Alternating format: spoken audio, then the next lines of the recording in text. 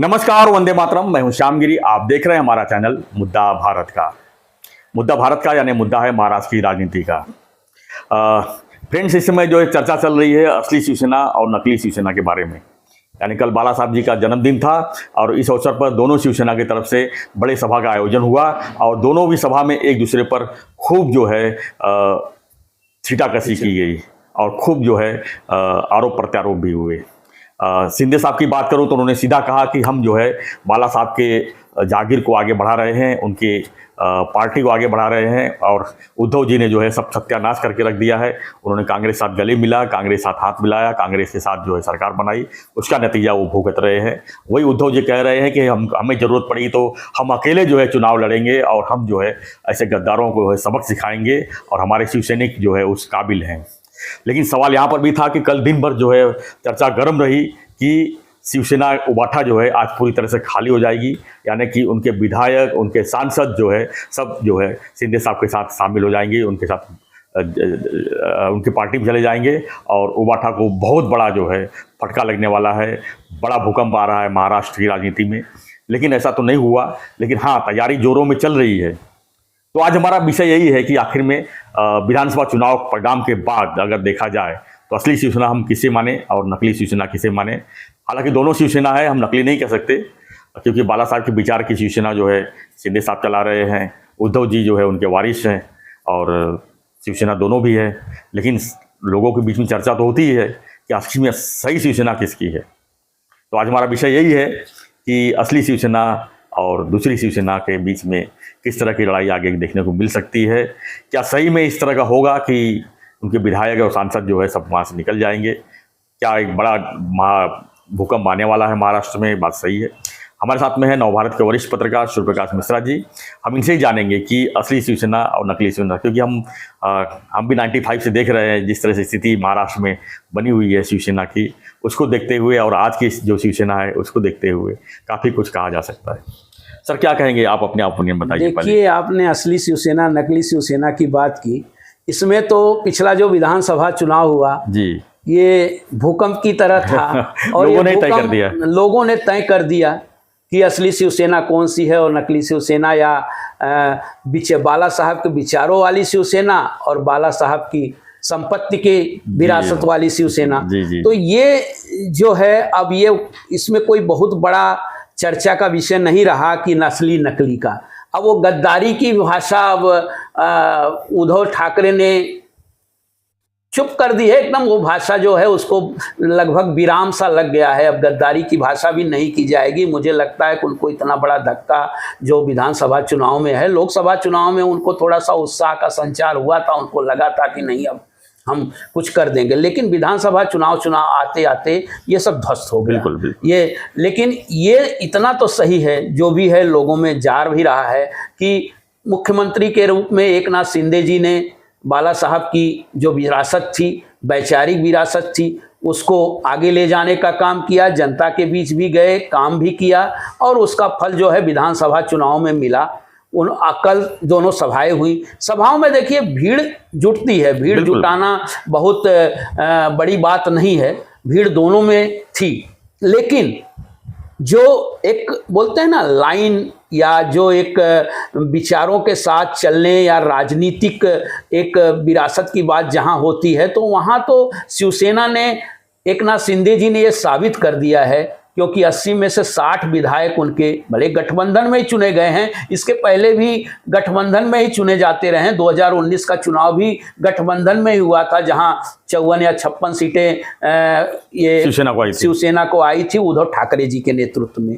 इस बार स्वयं उप मुख्यमंत्री थे, आज उप मुख्यमंत्री हैं, उनके नेतृत्व में शिवसेना ने बीजेपी के साथ गठबंधन करके चुनाव लड़ा और वो लगभग 60 सीटें, 57 सीटें आई, 57 सीटें, और उनके समर्थित जो हैं 2-3 ऐसे विधायक चुन के आए जो उनके समर्थन से। तो 60 सीटें लगभग वो उनका भी दावा है, 80 में से 60। लेकिन जहां तक आपने कहा कि दोनों की लड़ाई अभी बाकी है, उनको ऐसा लगता है, उद्धव को लगता, हाँ, उद्धव को लगता है कि लड़ाई अभी बाकी है। अभी महापालिका के चुनाव में अगर हम दमखम के साथ बीएमसी अगर जीतने में कामयाब हो जाते हैं तो हम एक बार फिर से ये दिखा सकते हैं कि नहीं, बाला साहब के असली वारिस जो हैं। तो ऐसे एकनाथ शिंदे जी ने हमेशा वही कहा कि भाई उनके विचारों की विरासत हमारे पास है और आप उनके संपत्ति के विरासत हो, आप उनकी संपत्ति ले सकते हो, लेकिन विचारों को लेकर हम चल रहे हैं। इसलिए और आज की डेट में देखिए 60 सीटों के साथ या 57 जो आपने कहा विधायकों के साथ, मंत्री परिषद के साथ, वो आगे ले जाना चाहते हैं। लेकिन शिवसेना का जो एक स्ट्रक्चर है ना, वो अपने आप में अजूबा है। वो सब, जैसे बीजेपी ने भी अपना एक स्ट्रक्चर तैयार किया है, तो शिवसेना ने भी अपना गांव-गांव में शिवसेना साबित हुई है। जहां तक बाला साहब ठाकरे की बात करें, लाला साहब ठाकरे जो हैं भारतीय राजनीति की दिशा बदलने वाले एक नेता के रूप में जाने जाते हैं, हिंदुत्व के एक चेहरे के रूप में थे। और जब तक हिंदुत्व का अगर चेहरा अगर आप लेके चलते हैं, हिंदुत्व के चेहरे पर अगर आप चलेंगे या उनके विचारों, तब तक वो आपको साथ उनके शिव सैनिक भी देंगे, आम जनता भी उसी तरीके की साथ रहेगी। अगर आपने उसी तरह का उद्धव ठाकरे का रहा, जब उन्होंने छोड़ के जैसे कांग्रेस से उन्होंने गठबंधन किया, और यह मजबूरी का ही गठबंधन कह लीजिए और सत्ता के लिए कह लीजिए, तो उससे थोड़ा सा उनके जो मजबूरी का नहीं कह सकते, सत्ता के लिए सत्ता के लिए कहिए, और सत्ता मजबूरी होती है। हार्डकोर जो शिव सैनिक था ना, वो उनसे दूर गया, बिल्कुल दूर गया। कुछ संवेदनशील भी जनता होती है, जनता संवेदनशील है। यहाँ पर उद्धव जी के गलती यहाँ पे ये हो गई है सोच की। मैं तो ये मानूंगा कि उनकी सोच ही बदल। बाला साहब की जो शिवसेना थी वो अलग थी, और उद्धव जी ने क्या किया कि वो अपने आप को खुद बाला साहब समझने लगे। ठीक है, कार्यकारी अध्यक्ष आपको बनाया गया, ठीक, आपने काम भी किया, आपने सब कुछ यथावत रखा, लेकिन जो अब हर कोई बाला साहब तो नहीं बन सकता। अब एक चीज वही आपको मैं बता दूं, स्ट्रक्चर जो शिवसेना का था ना, जो शिवसेना का अध्यक्ष हो, शिवसेना प्रमुख, अब उनके वो बेटे, बिल्कुल सही आपने कहा कि इसमें संदेह नहीं कि वो बाला साहब समझने लगे, लेकिन जो शिवसेना का स्ट्रक्चर रहा ना, शिवसेना प्रमुख या शिवसेना का जो कार्यकारी अध्यक्ष है, उसको ही सारी शक्तियां दे दी जाती है। लेकिन समय के साथ परिवर्तन बिल्कुल होता है। बाला साहब की बात एक अलग रही, उन्होंने कहा कि भाई ये शिवसेना समय मेरे द्वारा पर बाला साहब कार्यकर्ताओं से, नेताओं से अच्छी तरह मिलते थे, उनके साथ मजाकिया तंज भी करते थे, काफी लोगों से घुल मिल के रहते थे। लेकिन उद्धव जी इसके विपरीत थे, उन लोगों से मिलना नहीं। ये शिकायत तो आई ना, विधायकों से नहीं मिलना, बाकी लोगों से नहीं मिलना, सिर्फ जो है जो मतलब देयक वाला रहे, जो उनको देने वाला रहेगा, उससे ही मिलते थे। तो ये सब चीजें शिवसेना को खटकता था ना। आखिर में शिंदे साहब ने भी तो यही आरोप लगाया कि सिर्फ जो उनको देने वाले लोग रहते थे उन्हीं को सुना जाता था, उन्हीं से वो मिलते थे, बाकी लोगों को नाम पूछ के बाहर ही बैठा देते थे 4-4, 6-6 घंटा। उनको क्वारंटाइन किया जाता था, कोरोना का पीरियड था। ये सब चीजें जो है नुकसान तो किया ना उनकी पार्टी को। से पार्टियां देखिए, लोकतंत्र, पार्टियों में लोकतंत्र हो, पार्टियां लोकतंत्र का दिखावा तो करती हैं, लेकिन अंतर्गत लोकतंत्र होता नहीं। लेकिन आप जब तक लोकतंत्र का उसमें नहीं आएगा, कम से कम आपके विधायकों में, आपके पार्टी के पदाधिकारियों में, आपके और जो उनके तंत्र हैं, तब तक तो वो, और अगर आप नहीं मिलते, जो आपने बात कही उसमें उसको इनकार नहीं किया जा सकता। लेकिन और भी चीज़ें उसमें कुछ आई ऐसी चीज़ें कि जैसे आपने अगर विचारों के विपरीत अगर कुछ, जैसे आप देख रहे हैं 2019 का जब चुनाव हुआ, चुनाव के बाद जिस तरीके से उन्होंने बीजेपी के साथ गठबंधन तोड़ा और वो परस्पर विरोधी विचारधारा के साथ गए, जो बाला साहब के बिल्कुल उलट था। उन्होंने स्वयं कहा था कि भाई अगर मुझे कांग्रेस से गठबंधन करना पड़े तो मैं अपनी दुकान बंद कर दूंगा। ये बार बार वो कहते थे, यही चीजें बार बार इन्होंने भी दोहराई। और रही बात जो एकनाथ शिंदे जी जैसे जो कद्दावर नेता थे, तो उनकी भी उपेक्षा उनको भारी पड़ी। कम से कम जो कद्दावर नेता हैं आपके, जो बोलते हैं ना मंत्री परिषद, एक मंत्री परिषद मंत्रालय का होता है और एक मंत्री परिषद या वो एक पार्टी के अंतर्गत भी होता है। पार्टी में अगर एक समन्वय की भावना नहीं रहेगी, भले आप बॉस हैं, लेकिन अगर पार्टी में समन्वय की भावना, जो आपके कद्दावर लीडर हैं, जो आपके सलाहकार हैं, जो आपके साथ दिन रात काम कर रहे हैं, अगर उनसे अगर आपका समन्वय न रहा, यही हालत होने वाली है। तो ये हालत, उसका रिजल्ट यही होने वाला है। इसका रिजल्ट यही हो सकता है। अच्छा, शिवसेना बाला साहब के समय में भी बहुत सारे ऐसे बगावती हुए, लेकिन वो केवल अपने तक ही सीमित रहा। लेकिन ये बगावत जो हुई ना, ये जब विचारों में जब एकदम हेर फेर आ जाता है, जब विचार, जहाँ लालच में बगावत होती है, उस समय देखिए वो हुआ, उनको तकलीफ हुई, या नारायण राणे के रूप में हुआ, या छगन भुजबल के रूप में हुआ, या और नेताओं के रूप में हुआ, तो वो ये एक व्यक्तिगत कुछ कारण थे। यहाँ बोलते हैं ना, नीचे तक वो समस्या फैल गई कि भाई देखिए, उद्धव साहब जब एकनाथ शिंदे जी से नहीं मिल रहे हैं तो मुझसे कैसे मिलेंगे। जब उद्धव साहब और नेताओं से, बड़े नेताओं से उनको मिलने का समय नहीं है जो कद्दावर हैं, तो हमसे कैसे। ये सारी चीज़ें ये पार्टी के स्ट्रक्चर को नुकसान पहुंचाने वाली थी। वोटरों ने उसको दिखा दिया उनको। स्वाभाविक है, वोटर कैसे जुड़ता है। देखिए, वो कड़ी है, बीजेपी का जैसे शीर्ष नेतृत्व है तो उसके साथ कड़ी से कड़ी जुड़ी हुई है।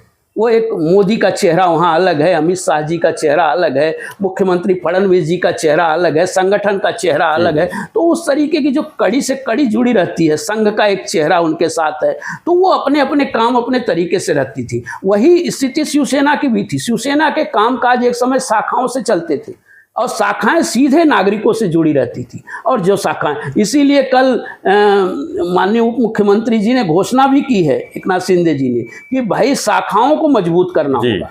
जब तक आप शाखाओं को मजबूत नहीं करेंगे, नीचे स्तर के कार्यकर्ताओं को मजबूती प्रदान नहीं करेंगे, विभाग प्रमुख को नहीं देंगे अधिकार, शाखा प्रमुख को नहीं देंगे और भी नेताओं को अपने अधिकार नहीं देंगे, तब तक वो संगठन नहीं कहलाएगा। ठीक है, एक बार हो सकता है उसको विजय मिल जाए, लहर में विजय मिल जाए, लेकिन बार बार वो विजय मिलना मुश्किल है। तो शिवसेना के साथ तो इनके पास इस समय है एकनाथ शिंदे जी मजबूती के साथ, और मेहनत करने वाले लोग हैं, 24 घंटे काम करने वाले हैं, इनके सांसद काम करते हैं, इनके विधायक काम करते हैं। जब ज़्यादा लोग रहेंगे, जब काम करेंगे, और जब अब ऑटोमेटिक कम लोग हो जाएंगे, अब बोले ना अकेला चनाव क्या भाड़ फोड़ेगा। अब अकेले उद्धव ठाकरे कितना अभी वही हो गया ना, पार्टी को ले जाए। शोले पिक्चर का असरानी वाला हाल। जी, आधे इधर जाओ, आधे इधर जाओ, बच्चे कुचे तो उद्धव जी। अब उद्धव जी के पीछे कोई आने वाला नहीं। तो ये समस्या उद्धव जी के साथ है। और अब महापालिका चुनाव में भी देखना पड़ेगा कि ये समस्या थोड़ी बढ़ती है, मुंबई के लोग कितना सपोर्ट करते हैं, हटती है, मुंबई के लोग कितना सपोर्ट है। हालांकि मुंबई के पास, जैसा हम जानते हैं कि मुंबई के पास, उनको पास थोड़ी ताकत जरूर है। उनके 10 विधायक हैं, उनका संगठन नीचे तक अगर काम करेगा तो ये मुंबई स्थिति बनेगी। और बाकी शिवसेना की जहाँ तक एकनाथ शिंदे जी की बात कर रहे हैं, जहाँ तक उनको, तो उसको तो पब्लिक ने, उनका विस्तार काफ़ी हो चुका है। अब उस विस्तार को मजबूती देने की आवश्यकता है, उसको लेकर उनको और काम करने की आवश्यकता है और उस पर ध्यान देने की आवश्यकता है। ऐसा। धन्यवाद मिश्रा जी जानकारी के लिए। तो हमारा चर्चा का विषय यही था कि उद्धव जी का शिवसेना और शिंदे साहब का शिवसेना का कल शक्ति प्रदर्शन हुआ और दोनों एक दूसरे पर आरोप प्रत्यारोप खूब किए। लेकिन सवाल यहाँ पे यही उठता है कि असली शिवसेना किसका है और बाकी शिवसेना किसका है। नकली नहीं कहेंगे, बाकी शिवसेना कहेंगे, क्योंकि बचा हुआ शिवसेना बचा रह गया है। तो फ्रेंड्स, आपको कैसी लगी ये चर्चा, हमें कमेंट बॉक्स में लिखिए। आपकी क्या राय है इस पर, हमें जरूर लिखिएगा। और बने रहिए हमारे साथ, देखते रहिए हमारा चैनल मुद्दा भारत का। हाँ, एक बात जरूर कहेंगे कि जो भविष्य में जो राजकीय भूकंप होने वाली है, उस पर जो है सबकी नज़रें लगी हुई है। जैसे ही खबर लगेगी हम आपको जरूर बताएंगे। यानी कि नेता बाद में शामिल होंगे, पहले हम आप तक खबर पहुंचाएंगे जरूर। लेकिन उसके लिए चैनल को सब्सक्राइब जरूर कीजिए और बने रहिए, देखते रहिए चैनल मुद्दा भारत का।